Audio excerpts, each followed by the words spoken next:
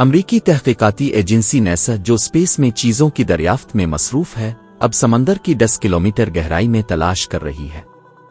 تو جواب یہ ہے کہ خدا کی حیرت انگیز انکشافات ہیں جو آپ کو حیران کر دیں گی۔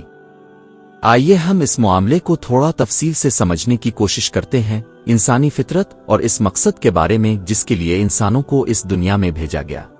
سائنسدانوں کے مطابق 13.8 بلین سال پہلے پوری کائنات ایک نقطے کے اندر موجود تھی جہاں وقت کا تصور بھی موجود نہیں تھا۔ پوری کائنات اسی پیٹرن میں موجود تھی، لیکن اچانک اس نقطے میں ایک زبردست مقدار میں توانائی پیدا ہوئی جس کے نتیجے میں ایک دھماکہ ہوا جسے سائنس کی زبان میں بگ بینگ کہتے ہیں۔ اس دھماکے کے بعد ہماری کائنات روشنی کی رفتار سے بھی تیز پھیلنا شروع ہو گئی، جسے کائناتی انفلیشن کہا جاتا ہے۔ اس دھماکے کے بعد ہماری کائنات تقریباً 3,80,000 سال بعد ٹھنڈی ہونے لگی، جس کے نتیجے میں نجومی اجسام کی تشکیل ہوئی۔ سائنس ابھی تک اس بات کا جواب نہیں دے سکی کہ اتنی توانائی اس نقطے پر کیسے وجود میں آئی۔ چنانچہ ناسا نے سمندر کی کھوج کرنے کا فیصلہ کیا اور ایک پروجیکٹ شروع کیا جس کا نام نیومو ہے۔ سائنس کے مطابق زندگی کا آغاز سمندر میں ہوا، جس میں پہلی مخلوق ایک سیل والا جانور یعنی یونیسلر تھی۔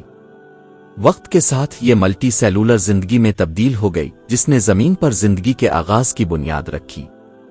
ناسا نے سمندر میں ایک منفرد اسٹیشن بنایا جس کا نام الیفاکوس ریف بیس ہے، جہاں ہر سال 5 سے 10 افراد سمندر کی گہرائی میں بھیجے جاتے ہیں تاکہ مختلف نمونے اکٹھے کریں، کیونکہ سائنس کے پاس اب بھی سمندر کے 95% حصے کی صحیح معلومات نہیں ہے۔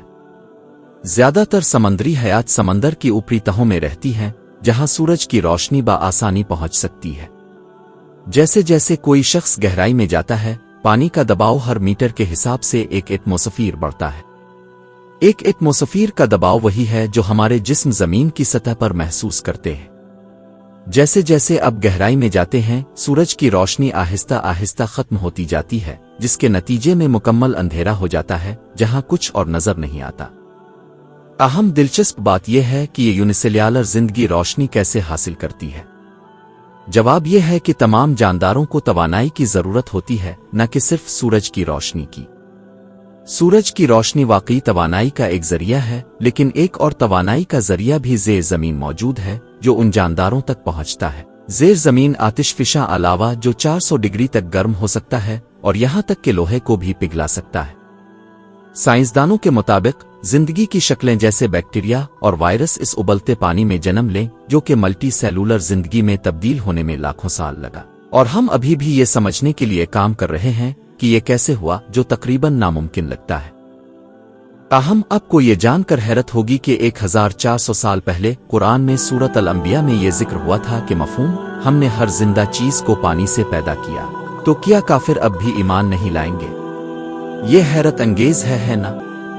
بس اس پر غور کریں، کون جانتا تھا یہ 1400 سال پہلے بغیر سائنس کے؟